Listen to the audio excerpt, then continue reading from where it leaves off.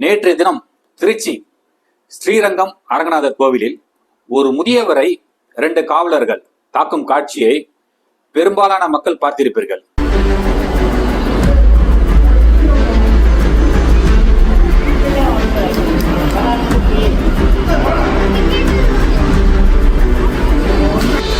அனைத்து ஊடகத்திலும் அந்த தாக்குதல் காட்சி வந்தது, எல்லாரும் பார்த்திருப்பீங்க.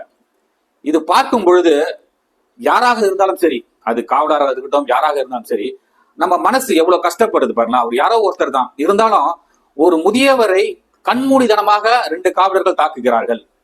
ஏன் இவர்களுக்கு, நான் போன முறை கூட நான் சொல்லியிருப்பேன், நான் இந்த காவலர்கள் எதற்கு இந்த அளவிற்கு ஒரு மிருகத்தனமாக நடந்துக்கிறார்கள். அதாவது எல்லாரும் இல்ல, சில பேர், பர்டிகுலரா சில பேர் இது போன்ற ஒரு மனநிலையில் எப்படி இருக்கிறார்கள். நமக்கு வீட்டுல ஒரு பெரியவங்க இருப்பாங்க, நம்முடைய தாய் இருப்பாங்க, தந்தை இருப்பாங்க, வீட்டுல மனைவி இருப்பாங்க, குழந்தைகள் இருப்பாங்க. இது போன்ற விஷயத்தை அவர்கள் பார்க்கும் பொழுது அவர்கள் மனசு கூட வேதனைப்படும். அந்த அளவிற்கு ஒரு கொடூரமாக நடந்து கொள்கிறார்கள். எப்படி இவர்களுக்கு இது போன்ற ஒரு மனநிலை உருவாகிறது தெரியல.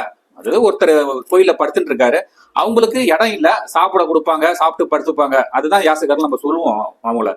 ஆனால் அவங்களை அப்புறப்படுத்த வேண்டும் அப்படின்னு ஒரு கட்டளை வருதுன்னு நினைச்சீங்களா, நீங்க வாய்மொழியாக அப்புறப்படுத்துங்கள், இல்ல கையில தூக்கினோம், எட்டி எட்டி மிதிக்கிறீங்க. ஒரு முதியவரை எட்டி மிதிக்கக்கூடிய அளவிற்கு உங்களுடைய மனபாவம் இருந்துச்சுன்னா இதை விட கொடுமை எதுவுமே இல்லைங்க.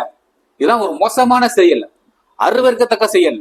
இது போன்ற செயலில் ஈடுபடுவர்கள் மீது காவல்துறை உயர் அதிகாரிகள் கடுமையான நடவடிக்கை எடுக்க வேண்டும். ஏன்னு பாத்தீங்கன்னா இவர்களை போன்ற ஆட்களால் தான் எப்படின்னு பாத்தீங்கன்னா முதலமைச்சரை பாதிக்கும், ஆட்சி செய்கின்ற ஆட்சியாளர்களை பாதிக்கும், முதலமைச்சரை பாதிக்கும். ஏன்னா காவல்துறை என்பது முதலமைச்சர் கட்டுப்பாட்டில் இருக்கக்கூடிய ஒரு துறை. அப்ப காவலர்கள் செய்யக்கூடிய ஒவ்வொரு தவறும் முதலமைச்சரை தான் பாதிக்கும். நான் தொடர்ந்து இந்த பதிவுகளை போட்டுக்கொண்டேதான் இருக்கிறேன்.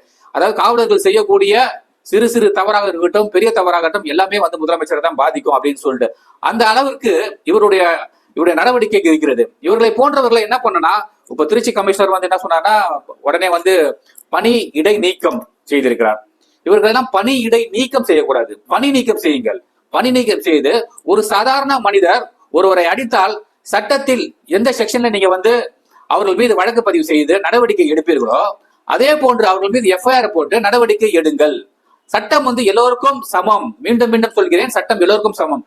காவலர்களை தாக்குகிறார்கள், காவலை அடிக்கிறார்கள் அப்படின்ற பட்சத்தில் தான் இவர்கள் தடியை பயன்படுத்துவதற்கோ, அதாவது அதிகபட்சமாக வரும்போது துப்பாக்கியை பயன்படுத்துவதற்கோ காவல் சட்டங்களும் நம்முடைய அரசு சட்டங்களும் இருக்கிறது. ஆனால் இவர்கள் பாத்தீங்கன்னா எதற்கெடுத்தாலும் போட்டு அடிக்க வேண்டியது, யார் என்னன்னா பாக்குறதே இல்ல.